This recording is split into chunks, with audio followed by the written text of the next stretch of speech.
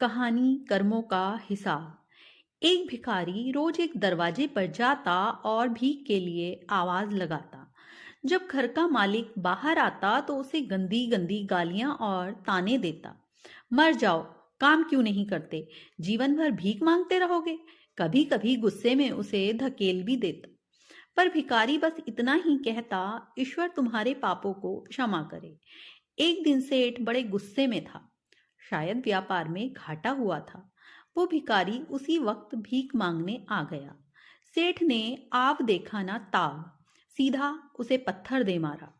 भिखारी के सर से खून बहने लगा। फिर भी उसने सेठ से कहा, ईश्वर तुम्हारे पापों को क्षमा करे, और वहां से जाने लगा। सेठ का गुस्सा थोड़ा कम हुआ तो वह सोचने लगा कि मैंने उसे पत्थर से भी मारा, फिर भी उसने मुझे बस दुआ ही दी। इसके पीछे क्या रहस्य है, जानना पड़ेगा। और वह भिखारी के पीछे चलने लगा। भिखारी जहां भी जाता, सेठ उसके पीछे जाता। कहीं कोई उस भिखारी को भीख में कुछ दे देता तो कोई उसे मारता, जलील करता, गालियां देता। पर भिखारी इतना ही कहता, ईश्वर तुम्हारे पापों को क्षमा करे। अब अंधेरा हो चला था। भिखारी अपने घर लौट रहा था। सेठ भी उसके पीछे था। भिखारी जैसे ही अपने घर लौटा, एक टूटी फूटी खाट पे एक बुढ़िया सोई थी, जो भिखारी की पत्नी थी। जैसे ही उसने अपने पति को देखा, उठ खड़ी हुई और भीख का कटोरा देखने लगी।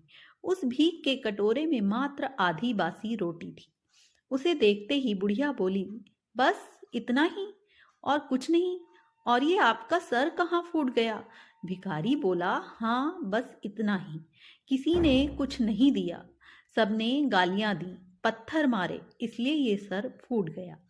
भिखारी ने फिर कहा, सब अपने ही पापों का परिणाम है। याद है ना तुम्हें, कुछ वर्षों पहले हम भी कितने रईस हुआ करते थे। क्या नहीं था हमारे पास, पर हमने कभी दान नहीं किया।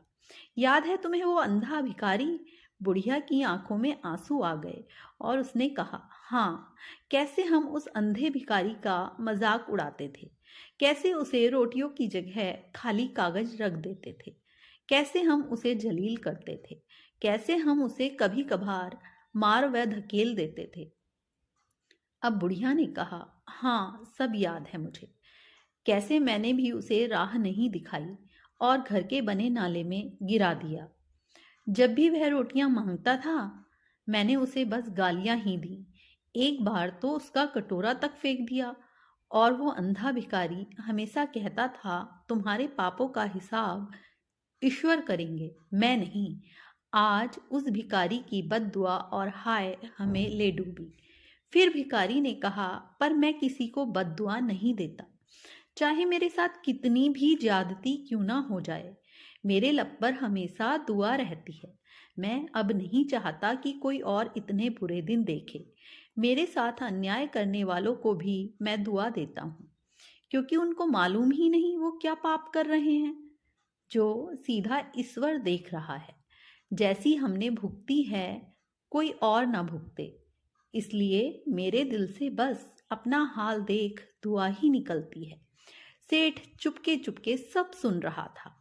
उसे अब सारी बात समझ आ गई थी। बूढ़े बुढ़िया दोनों ने आधी रोटी को मिलकर खाया और प्रभु की महिमा है बोलकर सो गए। अगले दिन वह भिखारी भीख मांगने सेठ के यहाँ गया। सेठ ने पहले से ही रोटियां निकाल के रखी थी। उसने भिखारी को दी और हल्की सी मुस्कान भरे स्वर में कहा, माफ करना बाबा, गलती हो गई। भिखारी ने कहा, ईश्वर तुम्हारा भला करे, और वो वहां से चला गया। सेठ को एक बात समझ आ गई थी, इंसान तो बस दुआ बद्दुआ देते हैं, पर पूरी वो ईश्वर, वो जादूगर कर्मों के हिसाब से करता है। निष्कर्ष, हो सके तो सबके साथ अच्छा व्यवहार करें। किसी को नहीं पता कल उसके साथ क्या हो।